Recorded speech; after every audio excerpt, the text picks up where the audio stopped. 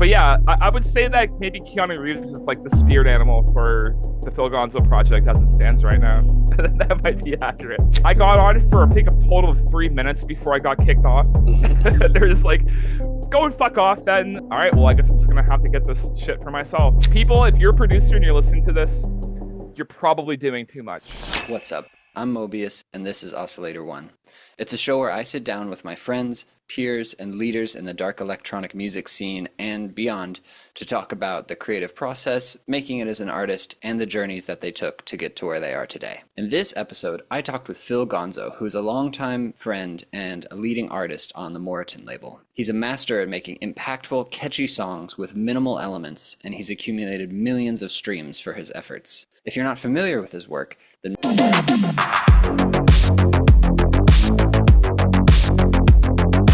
and now you are.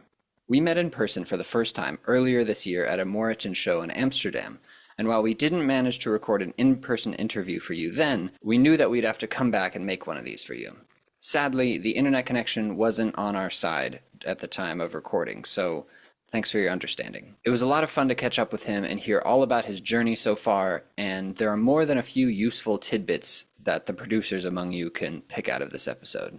One last note, if you're someone who's been following along with this video series, you may have noticed that the output has slowed down a lot this year. Like many of you, I've had a lot on my plate, and that's not going to ease up anytime soon. So this will likely be the last episode until sometime in 2025 once my album rollout is complete. Thank you for listening and enjoy the episode. Oscillator One.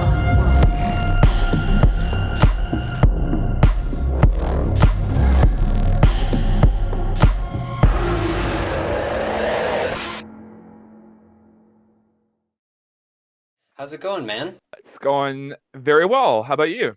Doing good. Repeating the same conversation that we literally just had. Anyway, so we just got to meet for like the first time in real life in Amsterdam, I guess about a month ago now, a little over a month. And that was awesome. And you like got to hear everybody's music live at a big speakers for, I guess, a lot of our first times. And it was sweet and wholesome. And obviously I am familiar with like your art and what you do, but if somebody was completely unfamiliar with you and you had to describe your project to them, how would you go about doing it? That's always been tough for me because people have like 5 different names for the genre of music that I make, depending on who you ask. Some people say mid-tempo bass. I don't quite agree with that. There's some influences there for sure, and like, you know, tempo-wise too, but cyberpunk, dark clubbing, dark electro, pretty high energy, dark electronic music. Fuck yeah. Bass heavy. I love bass. Yeah. Well, I mean, that's why we're here. Hey. So I'm curious, like right off the bat, I spend time talking to like smaller artists and people who are emerging and growing in the scene. So I always think it's kind of fun to lay like a groundwork for, you know, what people might want to know about an artist as they're getting into them and discovering their music and stuff like that. So like, what got you started in music, like in your life, do you think? What kicked that off for you? And then what kicked off producing? I mean, I grew up in a pretty musical family. Mom was a very good piano player. Dad's a very good multi-instrument musician, guitar for like almost 60 years. Damn. Yeah, so I remember listening to You Don't Know How It Feels by Tom Petty when I was like, I don't know, like young enough to know what my age was, and probably like 2 years old or something like that. And yeah, I've just always had music in my life.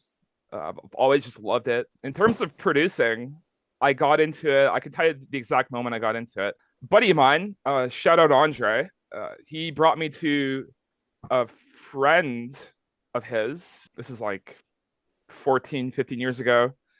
And they had FL Studio going on their computer. And I got on for I think a total of 3 minutes before I got kicked off. They're just like, go and fuck off then. Yeah, we wanna make some beats. And I was just like, all right, well, I guess I'm just gonna have to get this shit for myself. And yeah, basically the rest is history from that moment on.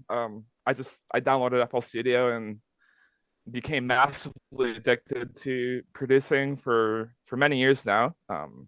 Started off doing very bad dubstep. This is, yeah, like around 2010. It was the most awful music. I hope to God that I can never find those projects ever again, so I can, just let those things die. But yeah, I started with dubstep and eventually started producing a lot of hip hop. Like, also not the greatest hip hop. I thought so at the time. It was good music. I listened back to some stuff. I'm just like, I was not a great producer back then. Um, did that for a few years. Transitioned back into like EDM stuff, like bass house, G house stuff, and started making the music I do today, which is just, whatever you want to call it. Dark clubbing, I guess, is the name that Spotify uses for what we do, which is, I think, kind of stupid considering they don't give any support to that genre at all. They just decided you're dark clubbing and you can go fuck off with your genre of music. And nobody cares. Nobody cares. No other streaming services care about what we do, unfortunately. I'm hoping that changes.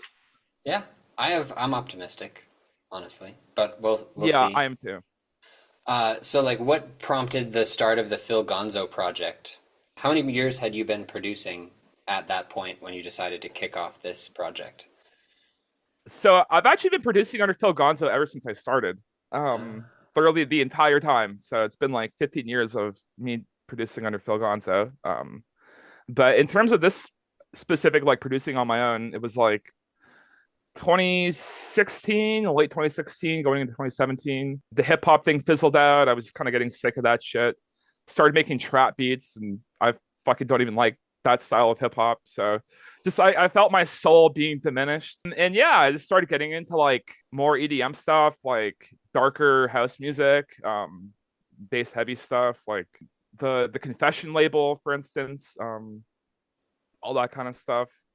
And yeah, just kind of like revitalized my love for producing. And so yeah, I started making kind of iffy G house, bass house. I was like still kind of getting my footing on being a solo producer and not having like a vocal to. I kind of looked at it like a crutch, you know. Yeah. Hey, is that a shots taken?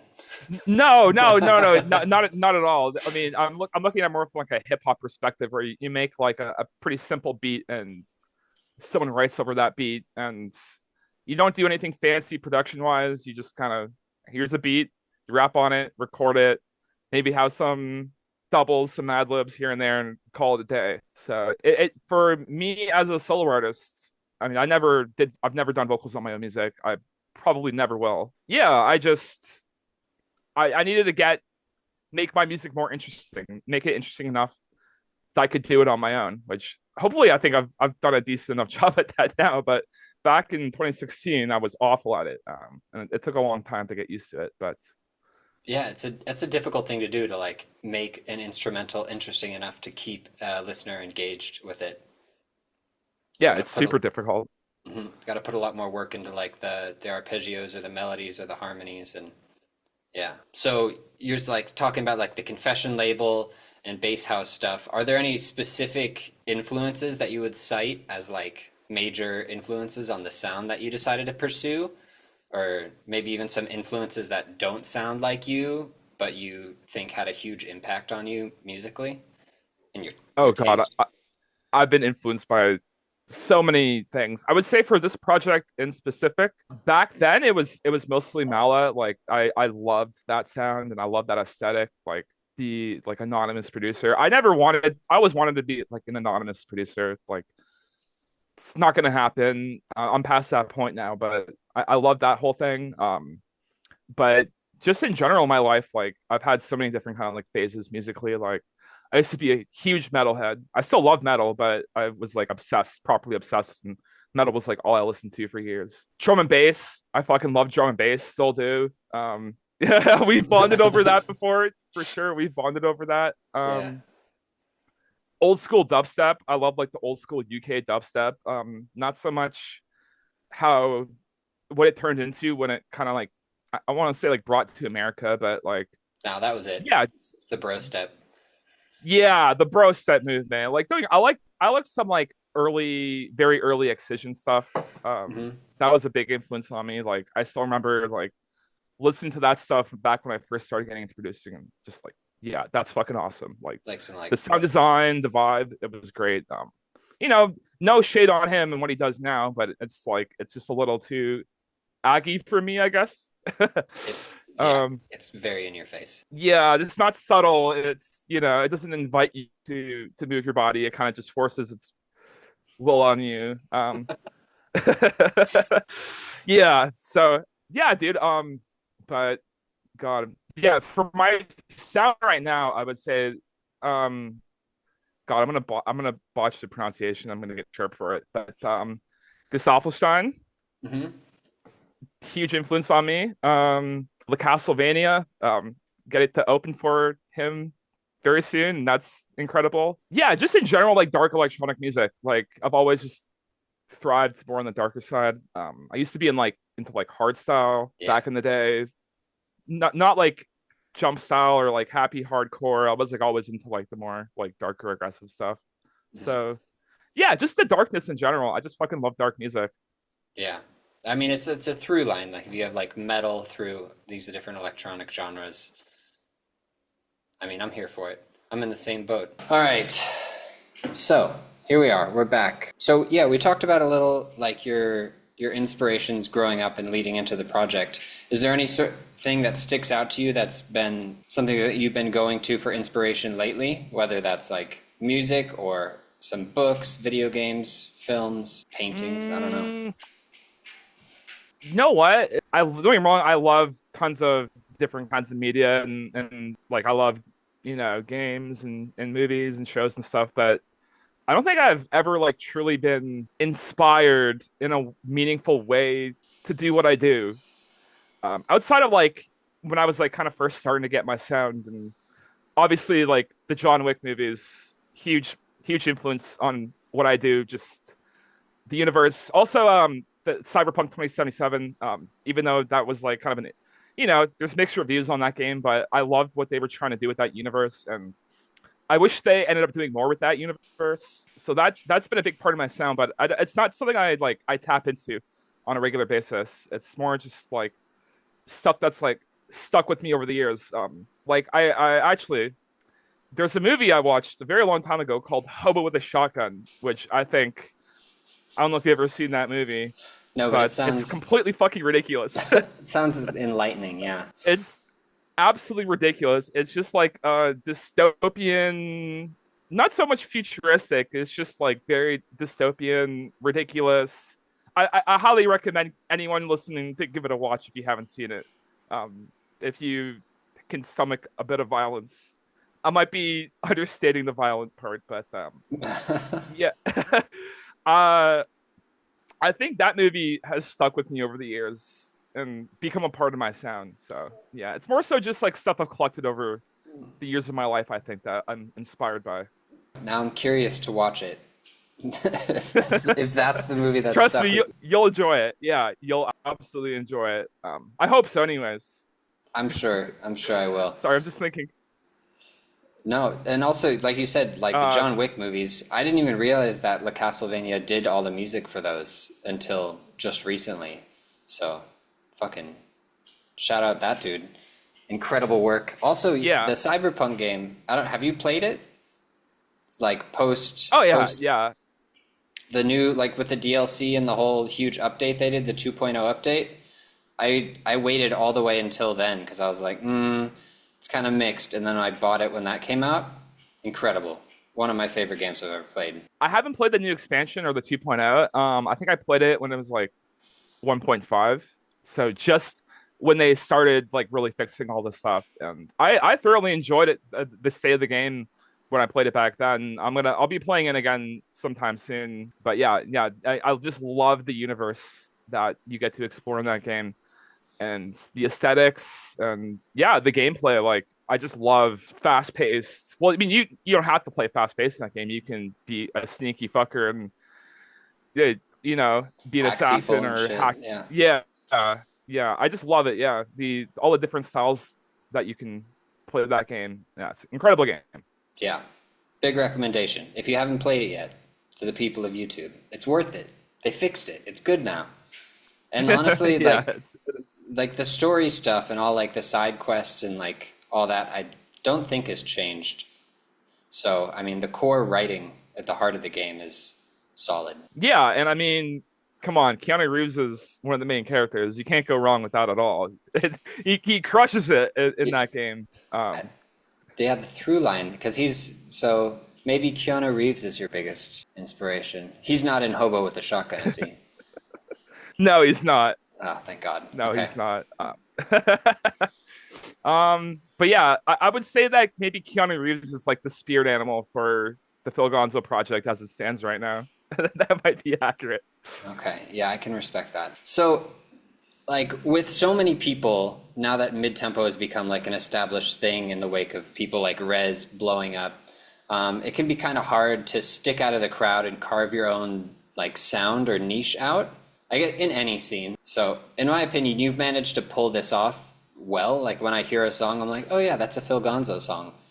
And I'm kind of curious, like, do you do anything to actively pursue a unique sound with your music, or do you think that it just kind of comes naturally to you? Well, first of all, thank you for the kind words. I guess the main thing is I don't try to make mid-tempo bass. I don't consider my music really mid-tempo bass, at least in the same vein that like you'd call like Rez's music mid-tempo bass. Yeah, I just kind of make the music that is close to my heart.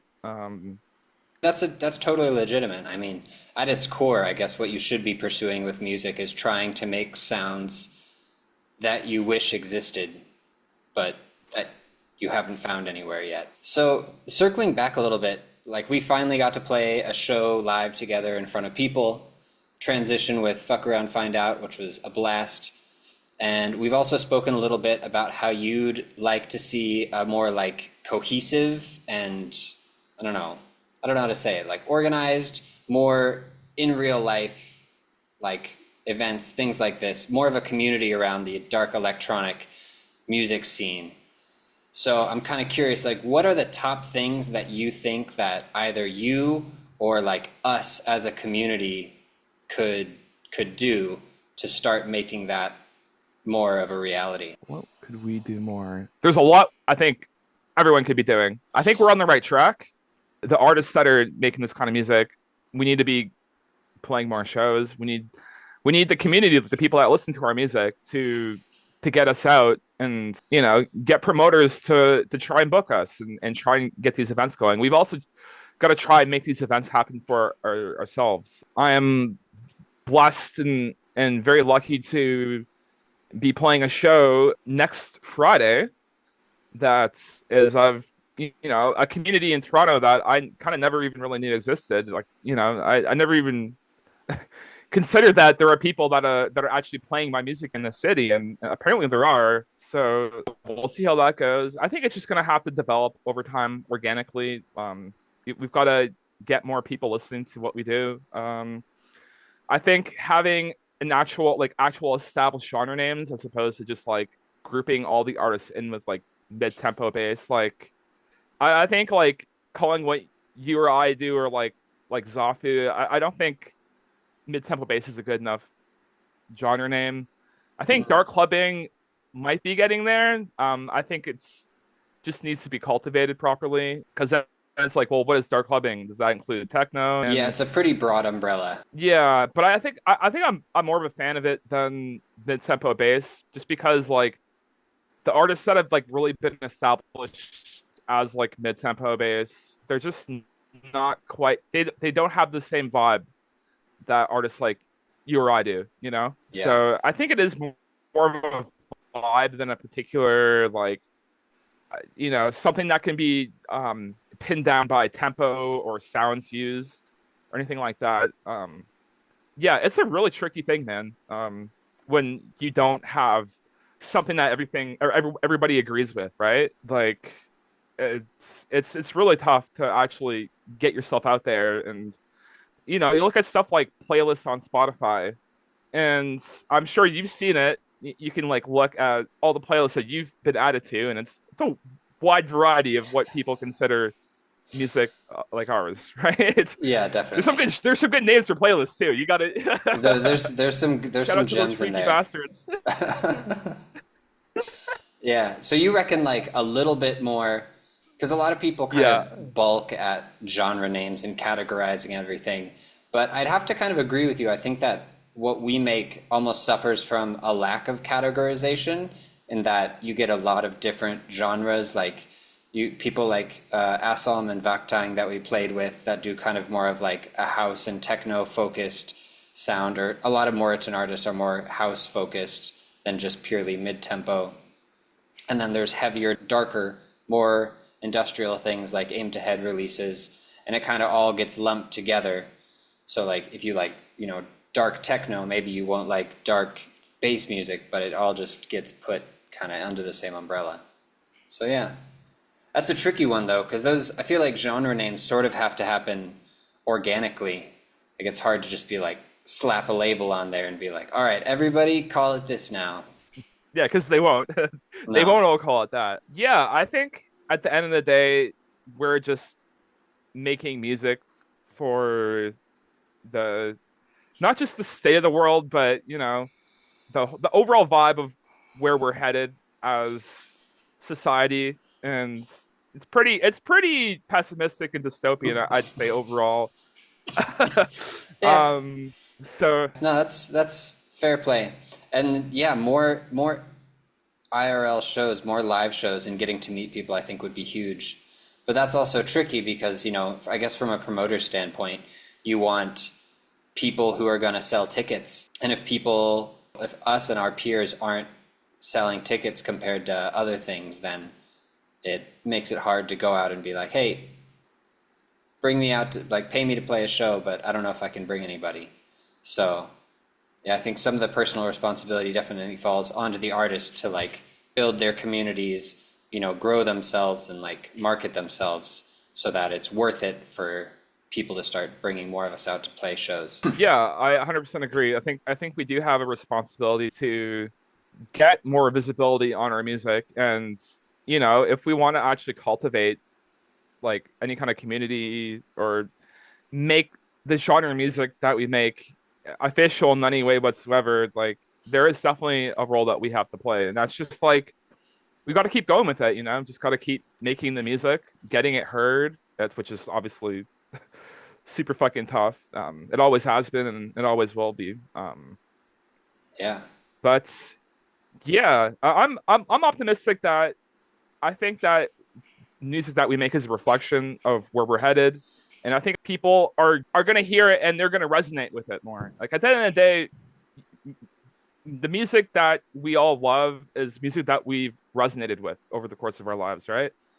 So that's always gonna be changing. Like, you know, yeah, it's really, really tough. Really, really tough. Um, But you have optimism that the general pessimism of people will eventually lead them to darker music. yeah, yeah, that's a good way of putting it. Yeah, I'm optimistic about the pessimism. Yeah. Sick. All right, I'm on board with that. So you mentioned briefly the show you're playing now upcoming. Maybe when this episode is released, it'll probably have already happened. But with a community in Toronto that's doing, I'm assuming, is it like cyberpunk flavored things or like goth night sort of thing or? Uh, yeah, it seems like it's like cyberpunk, cyber goth. This is like I'm playing this like gonna be like a fashion show at this event, a drag show.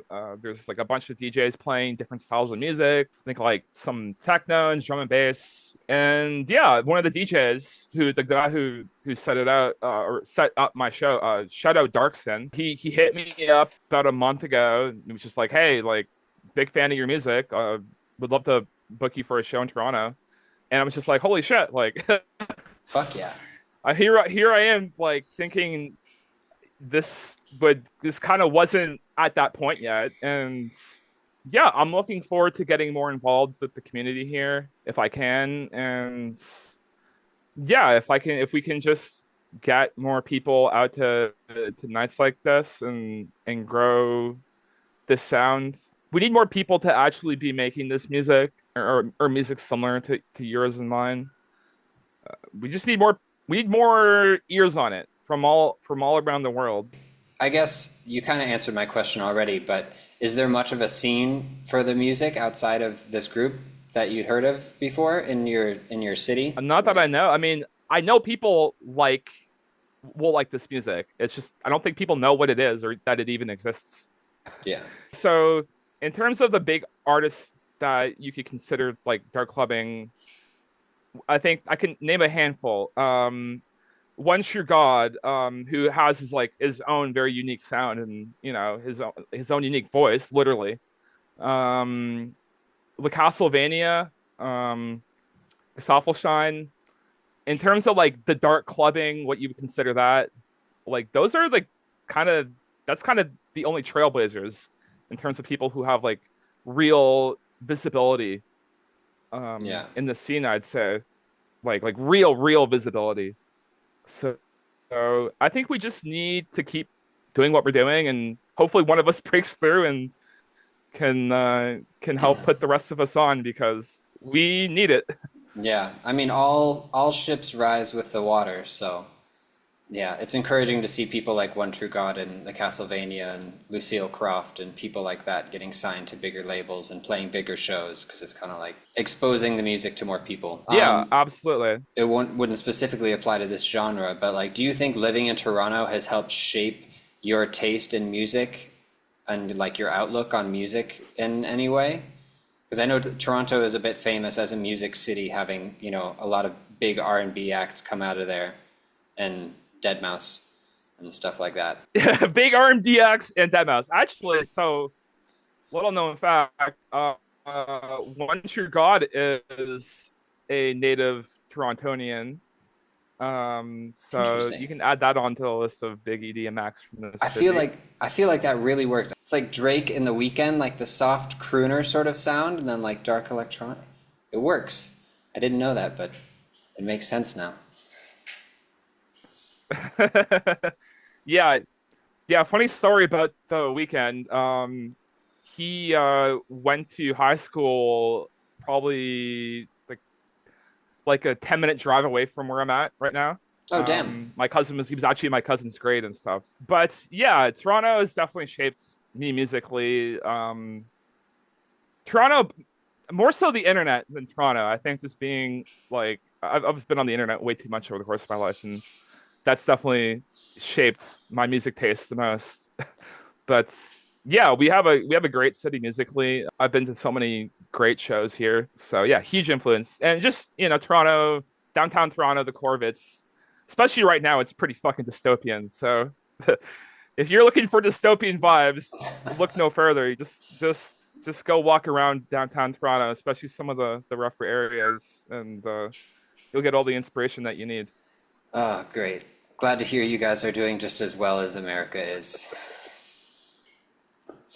Yeah, look, don't get me wrong. I love Toronto, but I think all cities suffer from the same problems, and we're no exception. So, hopefully things get better and the world, evolves into a better place. I'm not optimistic about that. Especially with AI and where everyone's gonna lose their fucking job. Yeah. So that's fun. That's a fun conversation to have. Yeah. Let's shift from that extremely fun conversation and switch gears to something equally as fun, which is depression and all the things that go along with it or contribute to it or are, under that general umbrella. Because we've talked a bit before about how you and I both struggle against like ourselves in various ways, quite a bit, both in day-to-day life and also creatively. Obviously, that can lead to a lot of like self-doubt and sometimes creative block and all this nasty shit. So I'm kind of curious, what have you personally found effective for overcoming these hurdles and like maintaining your passion and enthusiasm for making art through difficult times? That's a tough one, man. Life is tough, man. That's first and foremost, life is tough. I think it's tough for the majority of us. Yeah, music's a tough one because I mean, motivation to create is, for me, it's all over the place. Um, and that's kind of independent of my moods or what I'm going through. I will say I'm a lot better off mentally than I was like a year ago or even like half a year ago. Glad to hear that, dude. A big part of that is having a good girlfriend, so that definitely helps. Yeah, I can attest to that. Absolutely. Having a partner that you can lean on in So difficult yeah, times can make a huge difference. yeah, absolutely. I've always kind of been a bit of a loner over the course of my life, and yeah, the feeling of loneliness is pretty fucking toxic and demotivating. So yeah, just the feel, no matter what you're going through in your life, knowing that you're not completely alone is definitely helps a lot. Yeah, Whatever shape that is, friendship, community, partnership. Um, yeah, yeah, fuck being alone. yeah. Preach, dude. Yeah, absolutely. Do you think that, or do you ever find that creating, like making art can kind of like help ease some of those feelings sometimes? Like little mini therapy sessions when you make a sick beat and like get into that state of flow? Or does it usually exist separately to your emotional state? I'd like to say that they do, but I think that any kind of relief is short lived when it comes to making music. I've made my fair share of like dark. I want to say depressive. I don't think most of my music isn't. It's pretty like just aggressive and not really like depressive music. I've made some depressive songs, but yeah, I wish I could get more relief from music, but I don't think so. I think it's more so you've got to either do the work Hmm. within yourself or just you know you get lucky, connect with the right people. That's been really what's helped me out the most, I think. Yeah, yeah, absolutely. Putting in those little daily steps to get back on track and take care of yourself. Yeah, definitely. Well, you're talking about making large bodies or no, you're talking about making like dark and depressing music, and you named your album "The World Is Ending," correct? The world is falling. The Yeah. world is falling. Shout out. Sorry. Yeah, Oh my it's God. all good. Shout out Nozinski. There is a lyric in one of his songs that I think the song's called Cycles. Maybe I'm mistaken, but yeah, yeah, that lyric just stuck with me. Like the world is falling. It kind of it's felt like the world has been falling. Um, I was in a worse period in my life when I was writing that music, and now I'm in a better state. But I still think like the overall world is in a pretty fucking awful place, and the trajectory is not looking good. So I think I'm always going to be jaded when it comes to that stuff, and it's always going to be a part of my music. I don't see myself being like, "Hey, I'm magically better," and I have a much more positive outlook on things. It's like, no, there has to be a lot of change in the world for me to get to that point. That's So fair. But I mean, you had enough like, energy and emotion there that you're like you decided to go ahead and climb that mountain to release an entire album, which is like that's a lot of work. That's a lot of songs you have to finish in advance and stack up and make sure they're cohesive. Um, so as somebody who's currently trying to do a big project like that, like how do you know when it's time to just call what a certain song finished and be like, you know what, this is as good as it needs to be for this, and I need to spend my effort elsewhere. I've never been good with that. I'm actually, I if there's one thing I've learned producing is that songs are never done, even when you release the damn things. Whether that's VIP mixes or reworking stuff for live shows like I've been doing. It's a really tricky one, knowing when a song is finished. Um, I watched a video. I don't know if you know this hip hop producer. producer of The Alchemist. I've heard of him. But he said something along the lines of he said something along the lines of when you feel like you get a feeling towards the end of it, like you're gonna kind of miss this song. Like it's like you've kind of nurtured this child and watched it grow and worked on it, and then it gets to a point where it's like, okay, it's time for you to go and see the world now. I get a bit of that feeling sometimes. Like I'm a lot better off than I used to be when it comes to finishing songs, but I'll still spend like 60 fucking hours because I'm hopeless. And yeah, one of the songs I have coming up, I spent literally over 60 hours just trying different things on it. Maybe not to the benefit of the song. It turned out pretty well, I think. But yeah, Yeah, it's hard. Sometimes it just like comes out in a few minutes and you're like, oh, there it is. And sometimes it's like, let me try to redo this section like 7 fucking times before I come up with something. And you're like, I guess that's it, I think. Do you think that there's yeah, any, or redo the sound design completely. or that, yes. Or just put it in the bin and come back to it in 6 months. Do you think that there's anything that you picked up or learned from working on and completing a large body of work like that you didn't know going into it? Yeah, it's tough, and it's a labor of love, and chances are it's not going to be received as well as if you just released a bunch of singles and promoted them all individually, or even some EPs. Yeah, albums are tough, man. I don't really recommend. I don't know. I love albums. I grew up on listening to albums. I'm sure you did too. I'm sure a lot of us did, but it's tough. Like for people to actually sit down and listen to a full body of work like that, like it's a pretty big commitment. So it's tough to get it listened to on that front alone. Yeah, I guess you really have to have your momentum going to release an album. Like I don't regret releasing that album at all. Like I think it was a huge part of bringing me to where I am today, but uh I'm not gonna be doing an album anytime soon.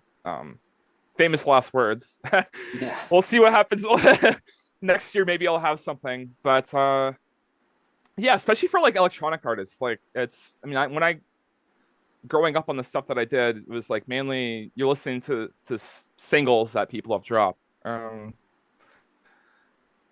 Like there are some great albums that I cherish, but a lot of just like singles, and the culture in EDM, it's that's permeated over the years. It's a big part of where it came from and what it will always be. So yeah, just be patient, man. You just got to be patient, and I think you'll know when you have a body of work that's ready to be released. I've listened to obviously some of the stuff that you showed me, and I definitely think you're there as well. Just don't have crazy expectations for it, and know that like there's a chance that like there's a big chance that it's Nobody's not going to gonna do as well care. as it. Yeah, unfortunately, it sounds pretty like overly pessimistic, but yeah, people have lives. Like you're not a famous podcaster. Like the Clearly. people people people's tolerance for things that they're not like fully immersed by. Yeah, man, it's really tough. I Yeah. wish that more people cared about albums. I really do. Yeah, I mean, it's a symptom of the times, you know. Attention spans are shorter and shorter, so to some degree, I think creating an album is like, it's a bit self-indulgent. But sometimes you have a topic or something that you're like, I need to do some self-indulgence. I want to dig into this and see if I can structure a whole body of songs around. So your lessons learned are temper your Yeah. expectations and don't make an album. Yeah, I mean, definitely make the album, but yeah, temper your expectations on how it's gonna do. But I A think your catchy album is vocal gonna do hook too. great, dude. I really do. Oh, I appreciate that. I hope so. I mean, it's gonna be different. We'll see how it goes. Nice, man. Well, congratulations on finishing that. And then also, I think good call on following it up with a remix album to kind of help, you know, keep traffic going and capitalize on all of the work, like the hundreds of hours of work that you put into the original project. And thank you for doing such a banging fucking remix. Dude, that song is is so fucking good. It's I fun. love that shit. Yeah, really fun song. I'm glad you hit me up for it. I think it all worked out quite well. So yeah, Absolutely. my internet is clearly suffering, so sorry about that. But we're almost about wrapped up here. On a producer nerdy note, I'm kind of curious, like if you were helping your friend level up, not me, obviously, somebody else. If you had to pick like one plugin or like a rack or a sound design trick or something that either you've been on or you just keep coming back to, something you'd suggest to somebody to level up someone's game, what do you think you'd spring for? I guess I could speak maybe a bit more on mixing. I've been like on the quest for the sonic bounty for some time now. Like I do audio engineering for other artists outside of what I do for Phil Gonzo. Less is more. That really, I mean, I'm going through projects that I did, like old stuff that I did, and I'm just removing stuff and like doing less EQ moves. I guess the main thing is like yeah, just if you're people, if you're a producer and you're listening to this, you're probably doing too much. You're probably spending time on things that don't matter at the end of the day.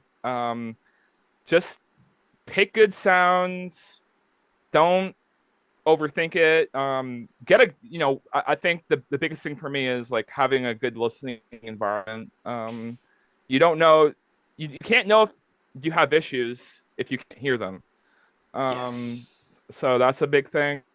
Yeah, I just like do less is more. Like like three moves on an EQ, probably good. You don't need to do anything fancy. Just it boils down to lows, mids, and highs at the end of the day. Mm-hmm. Like most sounds need like only in that. Sometimes I just put a like a high pass filter on a sound, and it's like okay, sounds good. Move on. Um, yeah, just don't overdo it, don't overcook it, and let your sound selection and your arrangement abilities speak for itself. I think is my biggest lesson that I've learned over the years. Yeah, I think that's definitely true. Like the some of the best songs that I've heard, it's just like, there's 3 to 5 elements going at a time, absolute maximum. And they're just like making each of those elements, pull their own weight and fit together just right. And yeah, it's definitely something to strive for. Easier said than done, but definitely like a good thing to have in the back of your head. Oh, it's way easier said than done, and I think we're all guilty of it. I mean, I have hundreds of projects where I was just spending time on shit that if I knew what I know back then, I would have got a lot more music done. A lot more music done. So yeah, just focusing on the right things and you know, perfection. No one's music is ever going to be perfect. Yeah. No, I love it. That's a very solid tip. I think that's like pretty universally true and applicable to, yeah, anything in music. And I think we're all guilty of, being like, this isn't working and just like cramming more stuff in there, hoping to like somehow fix that and make it better. Awesome. So, last question is, what can we look forward to from Phil Gonzo for like, the rest of this year and into next year? What are you cooking? So I have a 4-track EP that is currently scheduled to be released on Aimed Ahead. My first time being on Aimed Ahead. First song comes out on October 25th. Pretty happy about how it all turned out. So I'm gonna have releases going until first week of December, every 2 weeks, and then a bit of a break, and then come back in January with a remix that I did for an amazing group named Matt Black. So I'm pretty excited about how that turned out as well, and might be doing one more remix for them. We'll see what happens. Fuck yeah. After that, yeah, I'm not quite sure. I'm gonna play it by ear and see what happens. And I've got some songs that I've been working on, but I do need to kind of just buckle down. After these shows coming up, I'm gonna buckle down more. Oh, also, I've I do have another project in the works. So my girlfriend, Goth, yeah, who you had the pleasure of meeting, we got to dance together in Amsterdam. Her and I have a project that we've been working on. We've got a bunch of songs for, so that'll be coming at some point next year. No specific release dates yet, but yeah, there's some banging songs on that. Oh, fuck yeah, that's awesome. So you're doing production and she's doing vocals, or is it a bit of a, is she helping with the production too? Oh yeah, it's funny. She doesn't call herself a producer, but she totally is. Yeah, she's helping with production as well as doing vocals, and yeah, just she's definitely driving the project more than me. I'm just kind of helping realize the sound and having fun, and yeah, it should be some good stuff. Yeah, dude, fuck yeah. 4-track EP, remix, and then like new project. It's amazing. That's what we want to hear. Yeah, well, so hopefully it's so well received. Yeah, well, yeah, time will tell. I've given up trying to predict these things. I'm just like, this is the one. This is gonna blow up, and then it's like, eh. And then I'm like, okay, this is whatever. Here, have this, and it, you know, is my most streamed song on Spotify or whatever. So, who the fuck knows how these things work? All we can do is hope. Yeah, you can't decide on what people are gonna like. That's just yeah, that's up to them. You can only do your best and do your best job in the studio and make the music that is close to your heart and that you're proud of. And yeah, if people like it, people like it. If they don't, well, as long as you like it, then at the end of the day, you've done, you know, you've done your job. Yeah, that is 100%. Well said. Yeah, anyway, thank you so much for taking time today, dude. It was great to sit down and chat with you. Thanks for having me, man. A pleasure. We'll do it again. Yeah, sounds good.